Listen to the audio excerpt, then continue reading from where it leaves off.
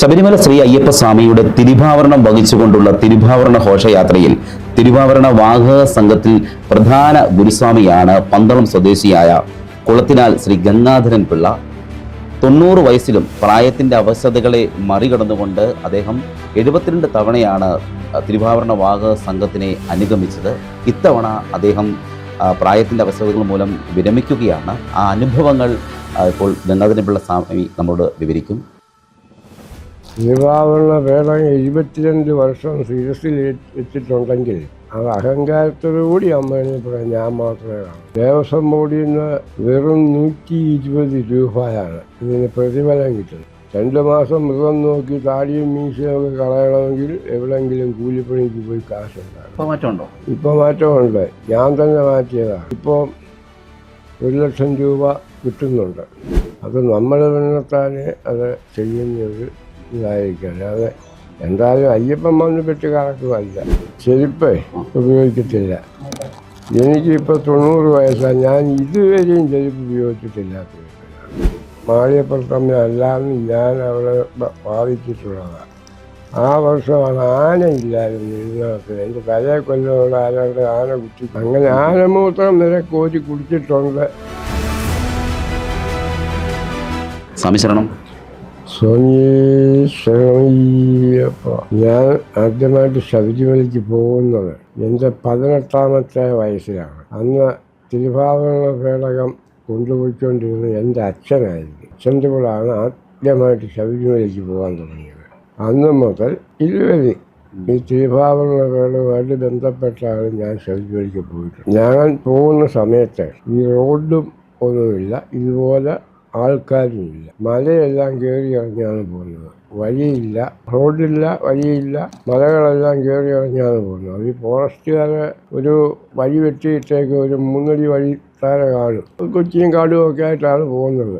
ഇങ്ങനെ ഒരു മല കയറിക്കഴിഞ്ഞാൽ അടുത്ത ഇറങ്ങിയിട്ട് അടുത്ത മല കയറുക. ഇങ്ങനെ മലകളെല്ലാം കയറി ഇറങ്ങിയാണ് പോകുന്നത്. എൻ്റെ കുറേയൊക്കെ മലയുടെ പേര് വേണമെങ്കിൽ ഇപ്പോൾ പറയാം. രാജാമ്പാറ, മേമലപ്പാറ, കൊട്ടകെട്ടി, കൊടമുരുട്ടി, ഇലവുങ്കൽ, തലപ്പാറ, കൊല്ലക്കുന്ന്, വെള്ളാച്ചി, നീലിമല, ഇങ്ങനെയൊക്കെയുള്ള മലകൾ കയറിയാണ് പോകുന്നത്. ഇപ്പോൾ ഈ ശബരിമലയ്ക്ക് പോകുന്ന ഒരു മല കയറുന്നു എന്ന് പറയുന്നത് ഈ നീലിമല മാത്രമേ ഉള്ളൂ. ബാക്കിയുള്ള മലയൊന്നും എവിടെയാണെന്ന് പോലും ആർക്കും അറിയത്തില്ല. 18 മലകളുണ്ട്. 18 മല അല്ല, 18 മലകൾ നമ്മൾ തിരുവാഭരണം പോകുന്ന റൂട്ടില്ല. 18 മലകളാണ് അവിടെ സങ്കല്പിച്ചിട്ടുള്ളത്.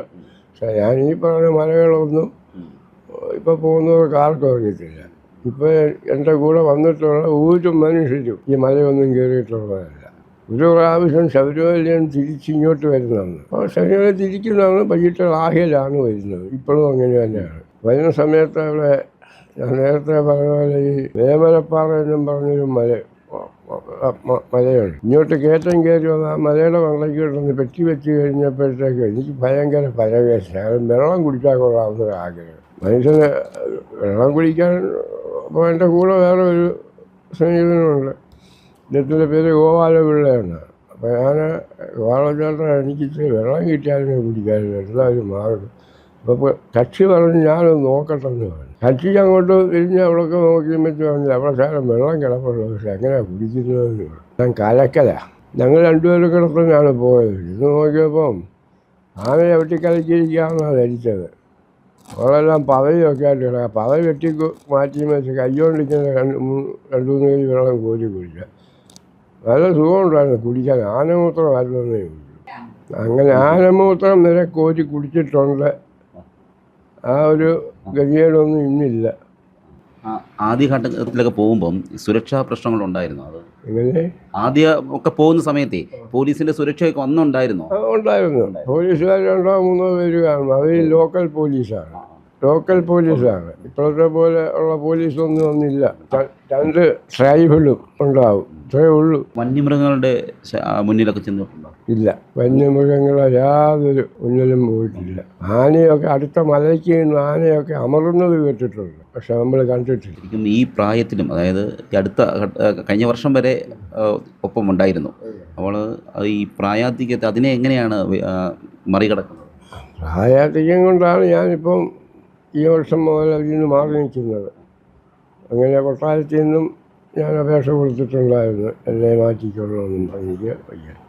ഇപ്പോഴും പഠിക്കുകയൊക്കെ കുറ്റാണ് നടക്കുന്നത്. അത് വലിയ ബുദ്ധിമുട്ടായതുകൊണ്ട് നമ്മളെ ഒഴിവാക്കുക. പക്ഷേ എൻ്റെ അത്രയും ശബരിമലയ്ക്ക് ഇപ്പം എഴുതാൻ കൊണ്ടുപോയിട്ടുള്ളവർ 12 മറ്റാരും കാണത്തില്ല. തിരുവാഭരണ പേടകം 72 വർഷം ശിരസിൽ വെച്ചിട്ടുണ്ടെങ്കിൽ അത് അഹങ്കാരത്തോടുകൂടി അമ്മേനെ പറയാൻ ഞാൻ മാത്രമേ കാണത്തുള്ളൂ. 72 വർഷം. ഇപ്പോൾ അയ്യപ്പസ്വാമിയുടെ മുന്നിൽ ഇപ്പം നമ്മൾ തൽക്കാലത്തിനെങ്കിലും ഒന്ന് വിരമിക്കുകയാണ്. അപ്പം എന്താണ് ആ സമയത്ത് തോന്നിയത്? എനിക്ക് അങ്ങനെ പ്രത്യേകിച്ചൊന്നും തോന്നിയില്ല. വയ്യാത്തതുകൊണ്ട് പോകാൻ പറ്റാത്തതിൽ അത്രയേ ഉള്ളൂ. അല്ലാതെ മറ്റു കുഴപ്പമൊന്നുമില്ല. എല്ലാം അയ്യപ്പ നിയോഗമാണ്. അയ്യപ്പ നിയമം ഞാൻ നേരത്തെ പറഞ്ഞല്ലോ, ഇത്രയും വർഷം എടുത്തിട്ടുള്ളൊരു മറ്റാരും കാണത്തില്ല. ആദ്യമൊക്കെ പഴയ കാലം ഞാൻ ആദ്യം പോകുന്ന സമയത്തൊക്കെ 6 പേരാണ് പോകുന്നത്. ഇന്ന് ഏതാണ്ട് ഒരു 25-30 പേരടങ്ങുന്ന സംഘമാണ്. അന്ന് ഒരു ഗോപാലപിള്ള അല്ലെങ്കിൽ ശങ്കരപിള്ള എനിക്കൂടെ വരാമോ ഈ പ്രാവശ്യം തിരുവാഭരണ പേടകം കൊണ്ടുപോകാമെന്ന് ചോദിച്ചാൽ കക്ഷി പറയും എനിക്ക് നല്ല സുഖമില്ല, ഞാൻ വരത്തില്ല. കാരണം അന്ന് ദേവസ്വം ബോർഡിൽ നിന്ന് വെറും 120 രൂപയാണ് ഇതിന് പ്രതിഫലം കിട്ടുന്നത്. ഈ 120 രൂപ പ്രതിഫലം കിട്ടുമ്പോൾ അന്ന് ദേവസ്വത്തിലെ ഒരു വാച്ചറും ഒരു സ്വീകാര്യക്കാരനും ഇതിൻ്റെ കൂടെ ഉണ്ട്. ആ സ്വീകാര്യക്കാരന് 20 രൂപ തിരിച്ചിവിടെ വരുമ്പോൾ കൊടുക്കുന്നതാണ്. വാച്ചർക്ക് 10 രൂപ. ഇത്രയും പൈസ അവർക്ക് കൊടുക്കണം. അതിൻ്റെ ബാക്കി 90 രൂപയാണ് ഈ പേടകം കൊണ്ടുവന്ന ആൾക്കാരുടെ കൈ കിട്ടുന്നത്. 6 പേരാണ് ഇവിടെ വരുമ്പോൾ ഒരാൾക്ക് 15 രൂപ വെച്ചുണ്ട്. 2 മാസം മൃഗം നോക്കി താടിയും മീശയൊക്കെ കളയണമെങ്കിൽ എവിടെയെങ്കിലും കൂലിപ്പണിക്ക് പോയി കാശുണ്ടാക്കണം. അങ്ങനെയായിരുന്നു. അന്നങ്ങനെയായിരുന്നു. ഇപ്പോൾ മാറ്റമുണ്ടോ? ഇപ്പോൾ മാറ്റമുണ്ട്. ഞാൻ തന്നെ മാറ്റിയതാണ്. 2-3 ദേവസ്വം ബോർഡ് പ്രസിഡന്റുമാരെ പോയി കണ്ട് ഇപ്പോൾ 1,00,000 രൂപ കിട്ടുന്നുണ്ട്. 1,00,000 രൂപ കിട്ടുന്നതിനകത്ത് ഞങ്ങൾക്ക് ഒരു 25,000 രൂപ വേറെ ഒരു അനാമത്ത് വരുന്നുണ്ട്. തിരുവാഭരണ വാഹക സംഘത്തിനൊരു വണ്ടി അറേഞ്ച് ചെയ്തിട്ടുണ്ട്. ആ വണ്ടിയുടെ വാടക ഞങ്ങളാണ് കൊടുക്കുന്നത്. അതുകൂടെ ചേർത്താണ് ഈ 1,00,000 രൂപ ദേവസ്വം ബോർഡിൽ ഇപ്പോൾ കിട്ടുന്നത്. അപ്പോൾ ഈ ഒപ്പമുള്ള സംഘത്തിനും ഈ 1,00,000 രൂപയും കൊണ്ട് ആണോ അവരുടെ ചിലവ് കാര്യങ്ങൾ? അതെ, അതേ ഉള്ളൂ. ഇപ്പം പിന്നെ വഴിക്കുമൊക്കെ ആഹാരവും ഒക്കെ കിട്ടും, മറ്റു കുഴപ്പമൊന്നുമില്ല. പക്ഷെ നേരത്തെ ഒന്നും വെള്ളം പോലും കിട്ടത്തില്ല. ആദ്യമൊക്കെ ഞാൻ പോകുന്ന സമയത്ത് നമുക്ക് വഴിയില്ല 2-3-4 ഭാഗത്ത് ഭക്ഷണം ഉണ്ടാക്കി കഴിക്കണം. അല്ല കഞ്ഞിയോ വല്ലതുമൊക്കെ വെച്ച് കുടിക്കേണ്ട സാധനം നമ്മൾ കൊണ്ടുപോകണമായിരുന്നു. ഇപ്പം അതിൻ്റെ ഒന്നും ആവശ്യമില്ല. ഇപ്പോൾ പോകുന്നവർക്ക് സുഖയാത്രയാണ്. റോഡിലുണ്ട്, മലയൊന്നും കയറേണ്ട. ഈ പറഞ്ഞ പോലെ നീലിമല മാത്രം കയറിയാൽ മതി. ഇങ്ങനെയൊക്കെയുള്ള സുഖയാത്രയാണ്. പോലീസ് ഇഷ്ടം പോലെ ഉണ്ട്.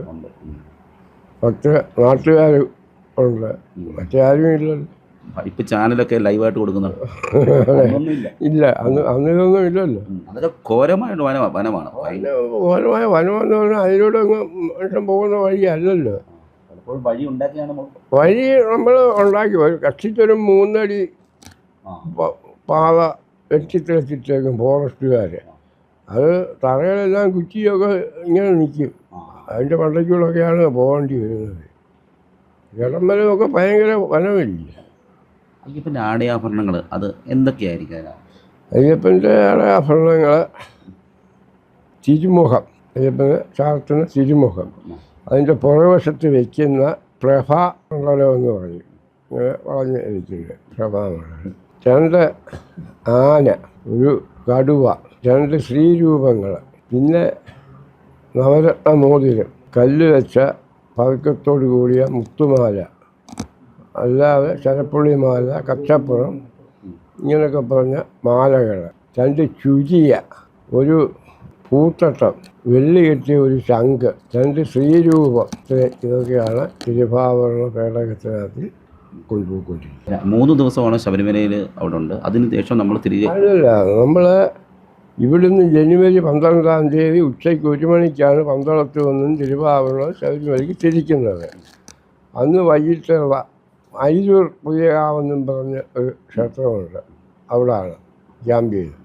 അവിടുന്ന് വെളുപ്പിനെ തിരിച്ചാൽ വൈകിട്ടുള്ള ഫോറസ്റ്റുകാരുടെ സത്രമുണ്ട് അവിടെ. അവിടുന്ന് പിറ്റേ ദിവസം വെളുപ്പിന് തിരിച്ചാണ് ശബരിമല സന്നിധാനത്ത് ചെല്ലുന്നത്. ദീപാരാധനയ്ക്ക് മുമ്പ് അവിടെ കൊണ്ടുവന്ന് കൊടുക്കണം. അവിടെ 5 ദിവസത്തെ എഴുന്നള്ളത്തുണ്ട്. അപ്പോൾ അതിന് കൊടി പിടിക്കണം. കൊടിയൊക്കെ ഇവിടുന്ന് കൊണ്ടുപോകുന്നതാണ്. 3 പെട്ടിയാണ് ഇവിടുന്ന് കൊണ്ടുപോകുന്നത്. അതിൽ ഒരു പെട്ടിക്കകത്ത് ആനയുടെ തലയൊക്കെട്ട് ജീവത, തലപ്പാറയുടെയോ ഉടുമ്പാറയുടെയോ ഓരോ കൊടിയെ അവിടെ എഴുന്നള്ളത്തിന് ഈ കൊടി എടുക്കണം. 5 ദിവസം എഴുന്നള്ളത്തുണ്ട്. 6ാമത്തെ ദിവസം ഗുരുതി. അതും കഴിഞ്ഞിട്ട് പിറ്റേ ദിവസമാണ് അവിടെ ഇങ്ങോട്ട് പോയിരുന്നത്. നമ്മൾ ഇപ്പം എന്നോട് ചോദിച്ചു ചില ഭാഗത്തൊക്കെ പെട്ടി കറങ്ങുന്നില്ലയോ എന്ന് ചോദിച്ചാൽ കറങ്ങുന്നുണ്ട്. അത് നമ്മൾ തന്നെത്താനെ അത് ചെയ്യുന്ന ഒരു ഇതായിരിക്കും. അല്ലാതെ എന്തായാലും അയ്യപ്പൻ വന്ന് പെട്ടി കറക്കുകയല്ല.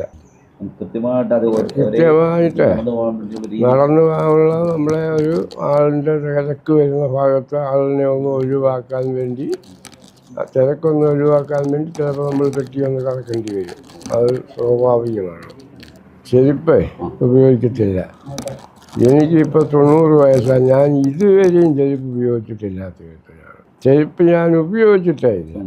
തിരുവാഭരണ ഭേദം അടങ്ങുന്ന ഒരു പെട്ടി മാത്രമേ ഉള്ളൂ 18ാം പടി കയറി ശ്രീകോലി കൊണ്ടു കൊടുക്കുന്നത്.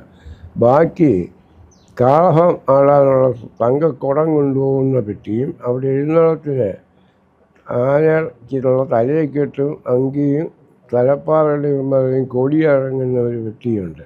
അത് രണ്ടും മാളിയപ്പുറത്തോട്ടാണ് പോകുന്നത്. മണിമണ്ഡപത്തിലാണ്. മണിമണ്ഡപത്തിലല്ല, അതിൻ്റെ അടുത്താണ് കൊണ്ടുവയ്ക്കുന്നത്. മണിമണ്ഡപത്തിൽ കൊണ്ടുവയ്ക്കാനുള്ള ഇടമില്ല. മണിമണ്ഡപത്തിലാണ് അയ്യപ്പൻ ആദ്യമേ അവിടെ പോയി ഇരുന്ന സ്ഥലം. ആ മണിമണ്ഡപമാണ് കാളം എഴുതി പൂജയുണ്ട് അവിടെ. കളമെഴുത്തും പാട്ടും 5 ദിവസം 5 രീതിയിലാണ് 5 ദിവസത്തെ കളം എഴുതുന്നത്. അവിടെ നിന്നാണ് 18ാം പടിക്കിലോട്ട് അയ്യപ്പന് എഴുന്നള്ളിക്കുന്നത്. ഈ അടുത്ത സമയത്ത് അവിടെ മാളിയപ്പുറത്തമ്മ എഴുന്നള്ളിക്കുന്നതിനും തണ്ടേ എഴുന്നള്ളത്തും ഒക്കെ ഉണ്ടാക്കിയത്. അത് ഞാൻ പറഞ്ഞു, അങ്ങനെയാണെങ്കിൽ ഒരു കാര്യം ചെയ്തിട്ട് മണിമണ്ഡപത്തിലാണോ മാളിയപ്പുറത്തമ്മ ഇരിക്കുന്നത്, അയ്യപ്പനാണോ മണിമണ്ഡപത്തിലിരിക്കുന്നത്? ഇവിടെ കളം എഴുതുന്നത് അയ്യപ്പൻ്റെ ആണോ മാളിയപ്പുറത്തമ്മയുടെയാണോ? മാളിയപ്പുറത്തമ്മയുടെ ക്ഷേത്രത്തിൽ നിന്നല്ലല്ലോ എഴുന്നള്ളിക്കുന്നത്, മണിമണ്ഡപത്തിൽ നിന്നില്ല. അതുകൊണ്ട് ഇവിടെ അയ്യപ്പനാണ് എഴുന്നള്ളിക്കുന്നത്. മാളിയപ്പുറത്തമ്മ അല്ലാന്ന് ഞാൻ അവിടെ വാദിച്ചിട്ടുള്ളതാണ്. ആ വർഷമാണ് ആനയില്ലായിരുന്നു എഴുന്നള്ളത്തിന്. എൻ്റെ തലയെ കൊല്ലോടെ ആരാണ്ട് ആന കുത്തിക്കൊന്നുകൊണ്ട് ആനയെ ഒഴിവാക്കി. ഞാനവിടെ നിന്നുകൊണ്ട് പറഞ്ഞതാ, നമ്മൾ കൊണ്ടുവന്ന് ചുമ്മാ ഇഞ്ഞെടുത്തോണ്ട് ഞാനെടുത്തോളാം കയ്യെടുത്തത് എഴുന്ന ചട്ടമേ. അങ്ങനെയാണ് എന്നാൽ മറ്റേത് രണ്ടും കൂടെ എഴുന്നള്ളിച്ചോളാൻ പറഞ്ഞു. ആദ്യമേ ഇത് എഴുന്നള്ളിക്കും, അത് കഴിഞ്ഞ് നിങ്ങൾ അത് എഴുന്നള്ളി തിരിച്ചു വന്നു കഴിയുമ്പോൾ നിങ്ങൾ മാളിയപ്പുറത്തമ്മ എഴുന്നള്ളിച്ചോളാനും പറഞ്ഞു. അങ്ങനെയാണ് അത് மாற்றியிருக்கிறது. நமஸ்காரம், சுவாமி சரணம். குருசாமியை பார்க்குறதுக்காக நாங்கள் கோயம்புத்தூர்லேருந்து வந்திருக்கோம். அவர் வந்து 16 வயசில் இருந்து இன்னைக்கு திருவாபரண பெட்டி எடுத்துகிட்டு வந்துட்டுருக்காங்க. கிட்டத்தட்ட அவர் கூட நாங்கள் 25 வருஷமாக ட்ராவல் பண்ணிகிட்ருக்கோம். ஸோ இந்த பக்கம் எப்போல்லாம் வந்து பந்தளம் வரோம் அப்படின்னா குருசாமியை பார்த்து ஆசீர்வாதம் வாங்குறதுக்காக வருவோம். ப்ளஸ்ஸிங்ஸ் ரொம்ப நல்லாயிருக்கும். வைப்ரேஷன் அந்த ஐயப்பனுடைய ഡയറക്റ്റാக அந்த ഗുരുസ്വാമിയോடைய ബ്ലെസ്സിങ്സ് கிடைக்கும். ആവരണം ആ തിരുവാഭരണ പെട്ടി വെച്ച് ആ തിരുവാഭരണ റോട്ടിലൂടെ നടക്കുന്നത്, നമ്മൾ മെഡിക്കൽ സർവീസ് ചെയ്യുന്ന ആൾക്കാരാണ്. അപ്പം നമുക്കൊക്കെ ഇതൊരു മിറാക്കിൾ പോലെയാണ്. കാരണം നിങ്ങൾ എത്ര എക്സസൈസ് ചെയ്ത് കഴിഞ്ഞാലും നിങ്ങളെ കൊണ്ട് ഈ ഇത്ര ഭാരവും വെച്ച് ഒരു പ്രാക്ടീസും ഇല്ലാതെ ഒരു മുന്നൊരുക്കങ്ങളും ഇല്ലാതെ അയ്യപ്പനിൽ വിശ്വാസം ഉള്ളത് കൊണ്ട് മാത്രം ആ വിശ്വാസത്തിൻ്റെ ഒരേ ഒരു പേരിലാണ് ഈ മലകൾ കയറുന്നത്. നിങ്ങൾ തിരുവനന്തപുരത്തോടൊപ്പം നടക്കുമ്പോഴത്തേനും പോലീസുകാർ വരയ്ക്കും വളരെ കഷ്ടപ്പെടും ഇവരോട് അഡ്ജസ്റ്റ് ചെയ്ത് നടക്കാനായിട്ട്. അത്രയും ഫിസിക്സുള്ള പോലീസുകാർക്ക് അവരെ ഭയങ്കരമായിട്ട് കഷ്ടപ്പെടും ഇവരുടെ സ്പീഡിൽ നടക്കാനായിട്ട്. സോ ആ കാനനപാതകൾ കല്ല് മുള്ളി ചെരുപ്പിടാതെ ഓരോ ദിവസവും ഞങ്ങൾ ചില സമയത്തൊക്കെ കാലിൽ കല്ലൊക്കെ കുത്തി ഞങ്ങൾ ആ കല്ല് കുത്തിയതൊക്കെ റിമൂവ് ചെയ്ത് തരുമ്പോൾ ഞങ്ങൾ വിചാരിക്കും നാളേക്ക് ഇവർ നടക്കുന്നത് ഭയങ്കര കഷ്ടമായിരിക്കും. പക്ഷേ ഫസ്റ്റ് ഓടുന്നവരായിരിക്കും. So it is really a miracle. അവരുടെ സ്റ്റാമിന அது ஐயப்பன் அனுகிரகമാണ്. ആ ஸ்டாமினா എന്നുള്ളത് ஐயப்பன் அனுகிரகம். நம்ம குருசாமி பார்த்தீங்க அப்படின்னா 25 வருஷமாக வந்து அவர் கூட இருக்கோம். ஆனால் ஒரு நாள் கூட அவர்கிட்ட நாங்கள் ட்ரீட்மெண்ட்டுக்குன்னு போனதில்லை. Physiotherapy treatment. நான் ஃபிசியோதெரப்பி டாக்டர். நான் அவருக்காக நாங்கள் வந்து திருவாபரண கொடையே நாங்கள் ட்ராவல் பண்ணுறோம் ட்ரீட்மெண்ட் கொடுக்கறதுக்காக. ஸோ நடந்து வரவங்க அத்தனை பேர்த்தும் ட்ரீட்மெண்ட் நாங்கள் பண்ணியிருக்கோம். பட் குருசாமிக்கு வந்து ஏதோ ஒரு செகண்டில் வந்து கேட்டுற மாட்டாரா அப்படின்னு சொல்லி பின்னாடியே ஓடி ஓடி வருவோம். நைட்டு 2 மணி 1 மணி ட்ராவல் ஆகிட்டு இருக்கிறப்ப எங்கேயாவது அவர் உட்காந்தாருன்னா, சாமி இப்போ ஏதாவது பண்ணட்டுங்களா அப்படின்னு சொல்லி கேட்போம் நாங்கள். இல்லை இல்லை ஒன்றும் பிரச்சனை இல்லை, நான் நல்லா இருக்கேன், ஐயப்பனுடைய பிளெஸ்ஸிங்ஸில் ஒன்றும் பிரச்சனை இல்லை, ஏதாவது தேவைன்னா நான் சொல்கிறேன் நான் அப்படின்னு சொல்லி பிளெஸ்ஸிங்ஸ் மட்டும் பண்ணிவிடுவார். பெயினே இருக்காது. அதே மாதிரியே பெட்டி வந்து சின்ன பெட்டியாக இருந்ததுன்னா, நான் நடந்து வரதே பெரிய விஷயம். இவரோட ஏஜில் வந்து நான்லாம் நடந்து வருவேன்னு எனக்கு தெரியாது. ஆனால் இவர் நடந்து வராரு, பெட்டி வந்து அவ்வளோ கனம் இருக்கும், உள்ள ஐயப்பனுடைய அந்த ஆபரணம் இருக்குது. அந்த பெட்டி மேலே தூக்கி வச்சுட்டாரு அப்படின்னா, காலில் செப்பல் இருக்கா என்ன இருக்கு ஒன்றும் இல்லை. ஆனால் அவர் ஓடுற ஸ்பீடு என்னால் பின்னாடி நடந்து கூட வர முடியாது, ஓடுறதா இருக்கும். ஃபுல்லாக சுற்றி சுற்றி நான் ஓடுவார். அந்த அளவுக்கு எனர்ஜி, ஃபுல் எனர்ஜி வந்து குருசாமி கிட்ட இருக்குது. அந்த സാക്ഷാത്ത് അയ്യപ്പൻ வந்து നടന്നു വர அந்த ഫീൽ ഗുരുസ്വാമി கிட்ட നാங்கள் பார்க்குறோം. സ്വാമി ശരണം. എൻ്റെ പേര് രാജീവ്, സ്ഥലം ആറന്മുളയാണ്. ഞാൻ ഇടയ്ക്ക് ഇങ്ങനെ വരാറുണ്ട് സ്വാമിയെ കാണാനായിട്ട്. അപ്പം തിരുവാഭരണ വാഹക സംഘത്തിലെ സ്വാമി 72 വർഷമായിട്ട് ഇതുപോലെ ഒരു പുണ്യജന്മം എന്ന് പറയാൻ വാക്കുകളില്ല. അത് അങ്ങനെ പുകഴ്ത്താനൊന്നും എന്നെ കൊണ്ട് അറിയത്തുമില്ല. പിന്നെ സ്വാമി ശരണം. അടുത്തിരിക്കാൻ കഴിയുന്നതന്നെ വലിയൊരു ഭാഗ്യമെന്ന് നമുക്ക് പറയാൻ പറ്റും. എന്തായാലും ഭഗവാന്റെ ഒരു അംശം ഉണ്ടെന്നുള്ള കാര്യം 100% ഉറപ്പാണ്. ഇത് 72 വർഷമായിട്ട് അദ്ദേഹത്തിന് ഒരു വർഷം പോലും മാറി നിൽക്കേണ്ട ഒരു അവസ്ഥ ഭഗവാൻ വരുത്തിയിട്ടില്ല. അതൊന്ന്. പിന്നെ 72 വർഷവും പുള്ളി എന്താ പറയുക, ഈ തിരുവാഭരണ പേടകങ്ങൾ പന്തളം കൊട്ടാരത്തിൽ നിന്ന് സന്നിധാനം വരെ ഫുൾ ടൈം അതിൻ്റെ കൂടെ തന്നെ. അപ്പം അങ്ങനെ ഒരു മഹത്തായ ഒരു പുണ്യജന്മം എന്ന് പറഞ്ഞാൽ അങ്ങനെയല്ലേ പറയാൻ പറ്റത്തുള്ളൂ. അതുകൊണ്ട് പറഞ്ഞതേ ഉള്ളൂ. പിന്നെ എൻ്റെ ഒരു സുഹൃത്താണിത്, എറണാകുളത്ത് നിന്ന്. അദ്ദേഹത്തിന് ഞങ്ങൾക്ക് 2 പേർക്ക് അന്ന് പ്രോഗ്രാമിന് വരാൻ പറ്റിയില്ല. അപ്പോൾ ഞങ്ങൾ ജസ്റ്റ് ഒന്ന് കാണാൻ വേണ്ടി വന്നതാണ് ഇവിടെ. അപ്പോൾ അതിനുവേണ്ടി വന്നു, കണ്ടു. സ്വാമി ശരണം.